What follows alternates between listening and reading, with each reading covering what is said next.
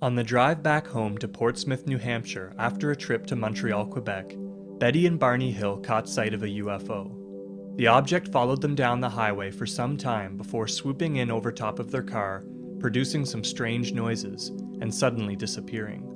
But when the Hills reflected on the sequence of events that night, they realized that more had happened than they'd remembered. After undergoing hypnotherapy, the couple recovered memories of being taken aboard an extraterrestrial spaceship and subjected to intrusive medical examinations. This was the first widely publicized UFO case in modern history to involve so-called missing time, and it brought the subject of alien abduction to a world audience.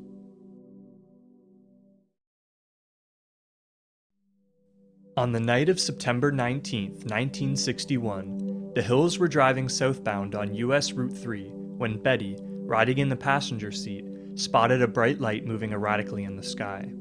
The couple watched the light for an extended period of time and twice stopped the car to look at it through binoculars.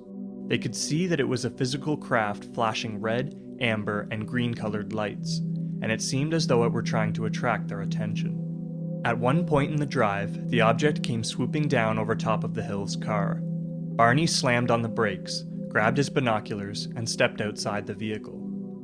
The craft had descended to less than 100 feet above their car, then jumped over to an adjacent field and sat above the treetops. Barney grabbed his handgun and cautiously moved towards the object. He described it as being in the shape of a pancake, with a ring of windows along the outer edge and two small fins sticking out on either side. The entire craft was approximately 60 to 80 feet wide.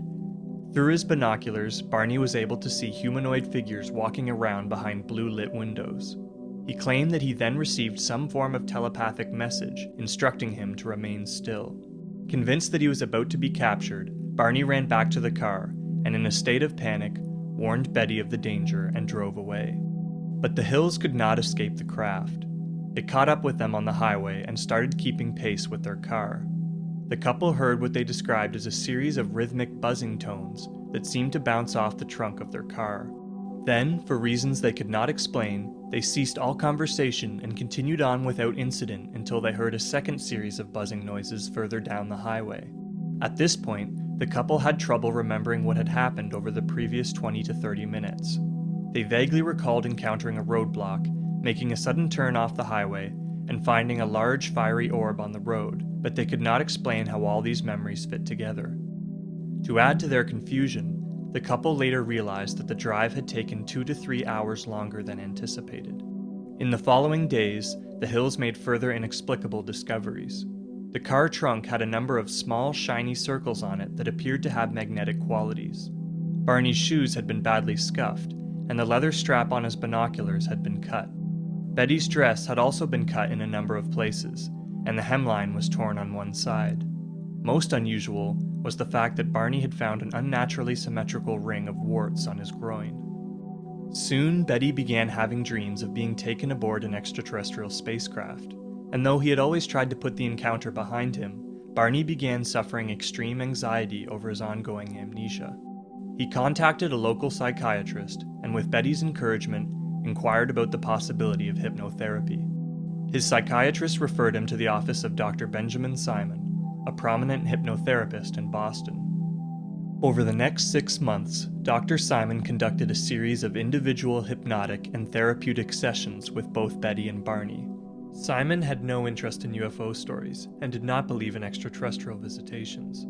He approached the situation with an extremely critical eye and took great pains to prevent details of one partner's recollections from influencing those of the other. After every session, he induced amnesia once again so that the Hills could not discuss their new memories with one another outside the therapy sessions. Neither of them were allowed to listen to anything that they had said under hypnosis until all the sessions had been completed. In the end, however, the Hills' stories were nearly identical. Their new memories began immediately after the Hills had heard the first set of buzzing noises. Barney recalled feeling suddenly compelled to pull off the highway and drive into the woods. Once he'd driven off the highway, the car stalled, and 6 humanoid figures came to lead the Hills aboard a disc-shaped craft that rested nearby. The Hills were both complacent for reasons that they could not explain. Once aboard, the beings led the Hills into separate rooms and laid them down on empty tables. Both Betty and Barney were subjected to a series of invasive and at times painful procedures that focused on their reproductive systems. Somehow the beings were able to communicate with the Hills, and they offered them reassurance in times of pain. Still, the experience was overwhelmingly negative for both Betty and Barney. Dr. Simon often had trouble keeping them calm as they recalled the more traumatic moments of their abduction. By the end of the sessions, both Betty and Barney had come to believe that they had, in fact, been abducted by alien beings. Betty was able to recreate a star map under hypnosis that she claimed she had been shown while aboard the craft. Later researchers have used this map to argue that the abductors were extraterrestrial beings from the Zeta Reticuli star system. Dr. Simon, however, concluded that all abduction memories were subconscious fabrications inspired by the contents of Betty's earlier dreams. Nevertheless, he admitted that there were a number of inconsistencies between the two accounts and the dream narrative that he could not explain. The Hills is now considered a landmark case in ufology. It was not the first ever case of alleged alien abduction, but it achieved an unprecedented degree of media exposure. The Hills was also the first publicized abduction case to involve a period of so-called missing time. Dr. Simon's pioneering work on the Hills taught ufologists that hypnotic regression, when used responsibly, could help to recover missing memories, diagnose cases of alien abduction, and mitigate patient trauma. When UFO researchers began to specialize in abductions in the late 1970s, they used many of the same methods that Dr. Simon had successfully applied to the Hills. Though Barney passed away only 5 years after the termination of his therapy, he managed to overcome the symptoms of his trauma. After Barney's death, Betty became more heavily involved in the UFO community. She remained a proud advocate of UFO research until the day she passed away in 2004.